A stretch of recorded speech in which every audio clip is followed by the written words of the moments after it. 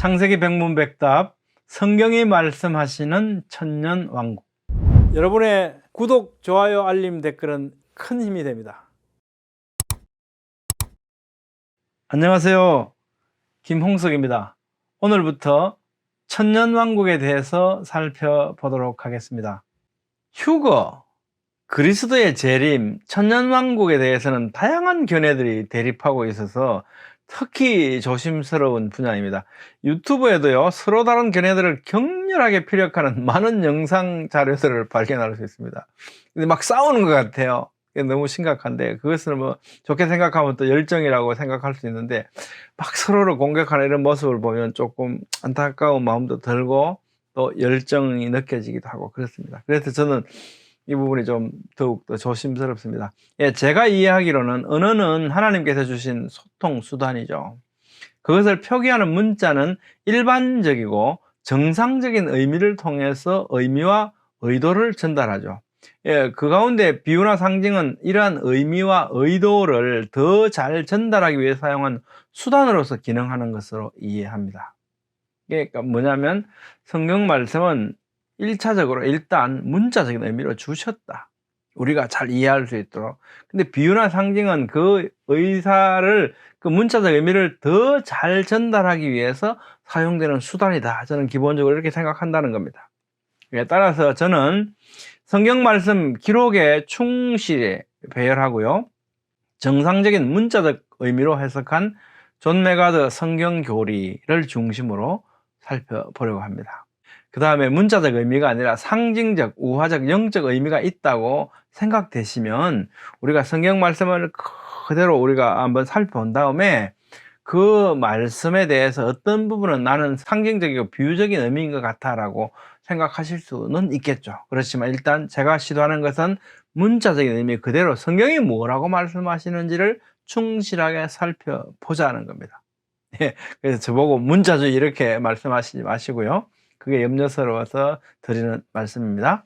자, 말씀대로 따라가면 어떻게 되냐.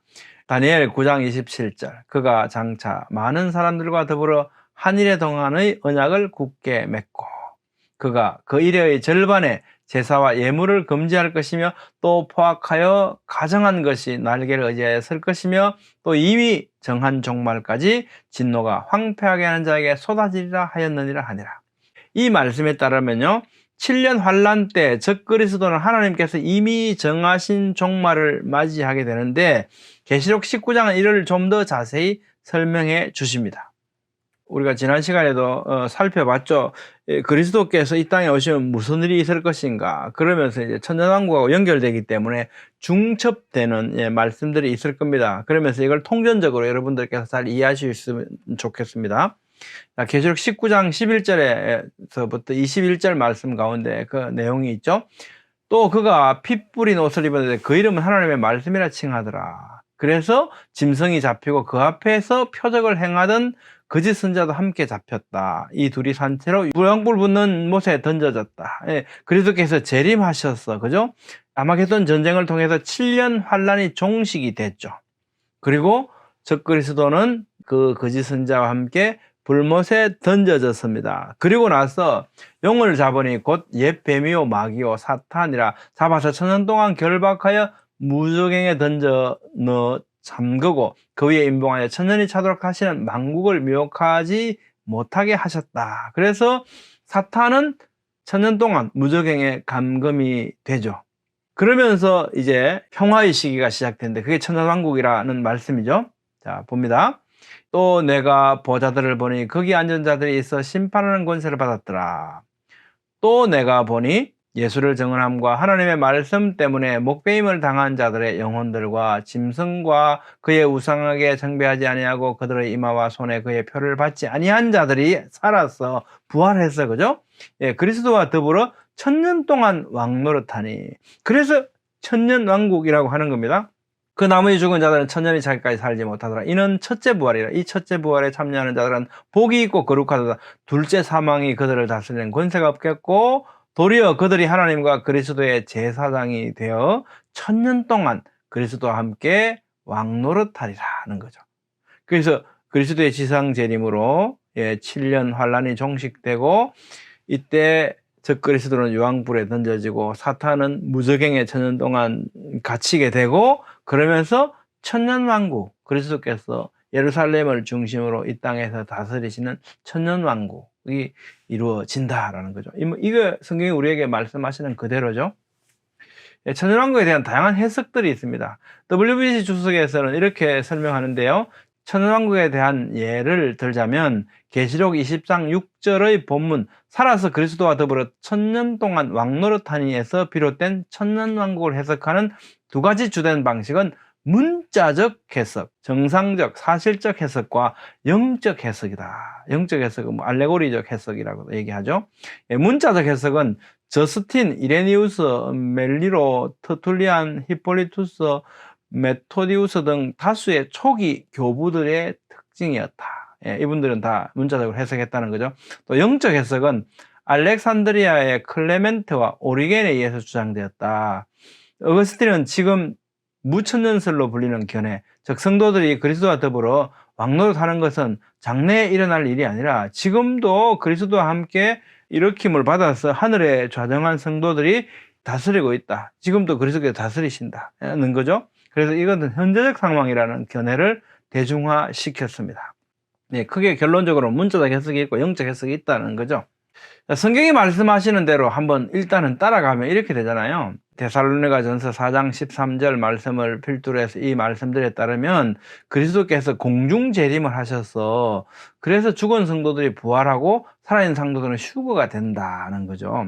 그리고 다니엘서에서 말씀하시는 것처럼 7년 환란이 이 땅에 임할 것이고요.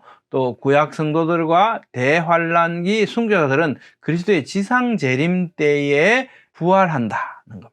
그리고 이 땅에는 천년왕국이 수립된다. 그래서 천년 동안 다스리신다는 것이죠. 그리고 나서 이제 최후의 심판 이렇게 이어지죠. 자, 존 메가드는 이런 구조를 가지고 미래적 전천년설이라고 부릅니다. 여기서 미래적이라는 것은 다니엘 70번째 일회와 계시록 6장에서 18장은 아직 도래하지 않은 미래이다. 전천년이라고 하는 것은 현재의 상황과는 확연히 구분되는 천년왕국 전에 그리스도께서 재림하신다는 의미인 거죠. 어떤 것에 비해서 이런 것이냐면, 예를 들면 앞으로 조금 더 살펴보겠습니다만, 지금 이 교회의 시대가, 이 신약 시대가 바로 이 7년 환란을 우리가 지금 겪고 있는 시기다라고 생각하시는 분들도 계시고요. 또 천년왕국이 지금 바로 천년왕국의 때를 지내고 있는 거다라고 생각하시는 분들도 계시고 다양하거든요. 그것에 비해서 그게 아니고 말씀을 그대로 문자적으로 해석한 결과 7년 환란은 미래적인 것이다. 천년왕국도 실제로 그 미래적인 것으로 우리에게 남아있다는 거죠. 이렇게 보기 때문에, 그리고 그리스도께서는 그 천년왕국이 있기 전에 지상으로 재림하신다. 그래서 전천년인 겁니다. 그리고 미래적이다. 미래적 전천년설을 한 거죠. 또한 세대주의는요, 일관된 문자적 해석을 통해 신약 시대, 은혜의 시대와 천년왕국 시대를 확연하게 구분되는 시대라고 보는 거죠. 그래서 이와 같이 보기 때문에 세대주의적 전천년설이라고도 부릅니다. 휴거, 재림, 천년왕국에 대한 말씀 가운데 어떤 부분을 상징, 비유로 해석하는 정도에 따라서 다음과 같은 다양한 해석들이 있습니다. 역사적 전천년설, 이것도 전천년설이라는 것은 뭡니까? 천년왕국이 있기 전에 그리스도께서 재림하신다는 거죠. 그런데 여기서는요, 그리스도께서 단 한 번 재림하신다는 겁니다. 아까 우리가 살펴본 바에 미래적 전천년설은 그리스도께서 공중 재림을 하시고 이때 휴거가 일어나고, 그리고 나서 이 땅에는 7년 환란이 있고 7년 환란이 지난 후에 그리스도께서 지상으로 재림하시고 그리고 천년왕국을 이루신다, 이렇게 되잖아요. 근데 이제 역사적 전천년설은 그게 아니고 지금 신약 시대가 7년 환란이 현재 진행 중이다 라고 생각합니다. 그리고 예수님께서 지금 다윗 보좌에서 지금 또 통치 중이시지 않느냐라는 거죠. 이런 면에서 역사적이라는 의미를 가지는 거죠. 그리고 그것이 끝나고 나면 마지막 때에 지상으로 예수님께서 재림하시면 이때가 휴거가 되는 동일한 사건이다. 동시에 일어난다는 거죠. 그리고 나서 이제 천년왕국이 있다. 그리고 이제 천년왕국을 반드시 꼭 천년이라고 생각하지 않는다는 거죠. 후천년설은 뭐겠습니까? 그리스도께서 천년이 지난, 천년왕국 이 시대가 지난 후에 재림하신다는 거죠. 이분들은 신약 시대, 현 시대가 천년왕국으로 섞여 들어간다라고 생각하는데, 이게 무슨 얘기냐면 이제 과학 문명들이 발달하고 하면서 점점 세상은 살기 좋아진다. 사람들도 계속 깨어서 그래서 이 세상 모든 사람들이 다 그리스도를 믿게 되는 이런 때가 우리 인류가 계속 발전해서 그런 때가 자연스럽게 올 것이다 라고 보는 거예요. 근데 굉장히 낙관적인 거죠. 사람에 대해서 굉장히 낙관주의적인 겁니다. 그렇게 해서 이 시대가 자연스럽게 바로 이 천년왕국으로 섞여 들어간다, 이어진다는 거죠. 그리고 그 후에 그리스도께서 지상으로 재림하신다는 거고요. 이 무천년설은 신약시대 이 자체가 지금 천년왕국이다라는 거죠. 뭐 더 발전되는 것도 이 시대가 바로 천년왕국이다. 그리스도께서 지금 하늘에서 다스리고 계시지 않냐라는 거죠. 그러면서 별도의 어떤 구분된 천년왕국이 있는 게 아니다. 그래서 이 때가 끝나면, 때가 되면 그리스도께서 지상으로 재림하신다. 그러니까 무슨 얘기냐면 무천년은 천년이라고 말하지만 이 시대가 천년왕국으로 변한다고 말하지만 실제로 어떻게 해요? 구분된 천년왕국이라는 것은 없다라는 거죠. 그래서 무천년설이라고 합니다. 여러분의 생각은 어떠십니까?